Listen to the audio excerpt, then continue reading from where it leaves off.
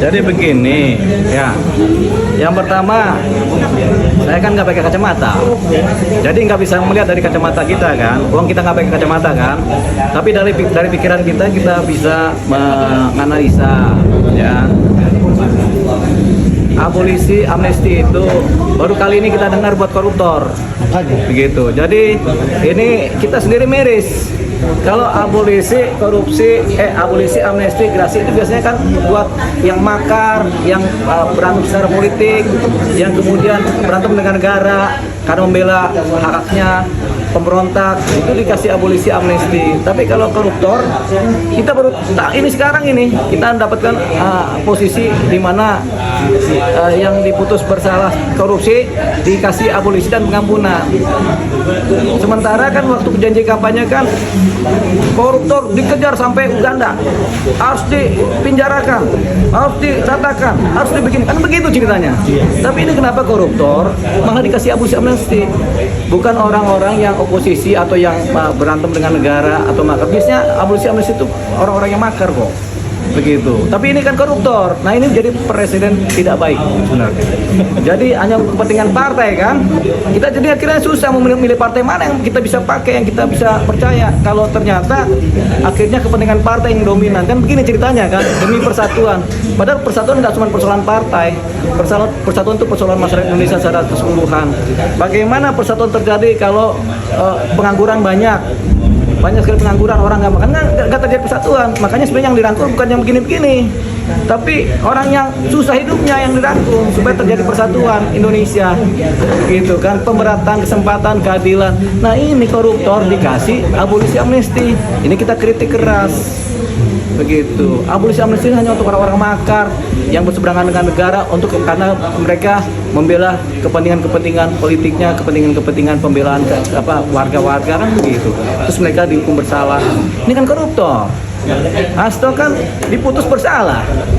Si Tom Lembong juga diputus juga bersalah oleh majelis hakim.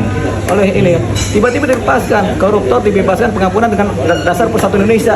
Apanya Indonesia bersatu yang begini kan nggak ada, nggak bisa masuk akal. Sampai sekarang saya nggak masuk akal gitu.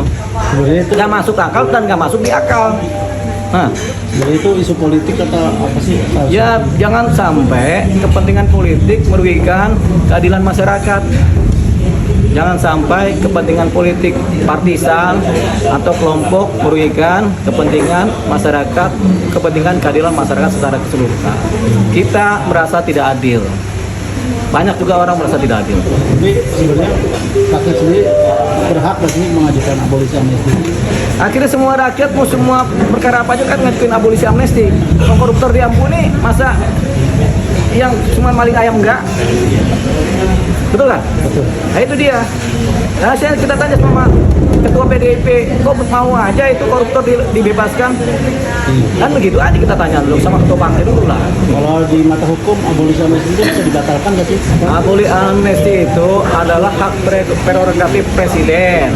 Presiden berwenang untuk itu, hanya saja harus penggunaannya sangat berhati-hati, memperhatikan rasa keadilan masyarakat, memperhatikan rasa keadilan seluruh penduduk Indonesia. Jangan karena memperhatikan kepentingan politiknya saja, gitu. Ya, abolisi amnesti gerasi itu memang diatur, amnesti juga, tapi itu harus dijalankan secara hati-hati, tidak sembarangan, gitu. Gitu ya? Ya. Pesan Bang Deo Buat siapa? atas kasus ini.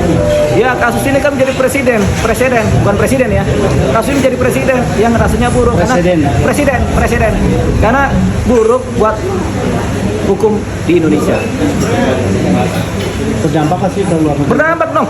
Kita aja berdampak. Gimana kita? Kasihan penegak hukum udah kerja capek-capek, udah membuktikan capek-capek, tiba-tiba bles orang dibebaskan. Tapi dia koruptor. Padahal kan kalau makar masih nggak apa-apa. Ada kasus makar melawan negara, dimaafkan nggak apa-apa, abolisi amnesti. Tapi ini kan koruptor, ya.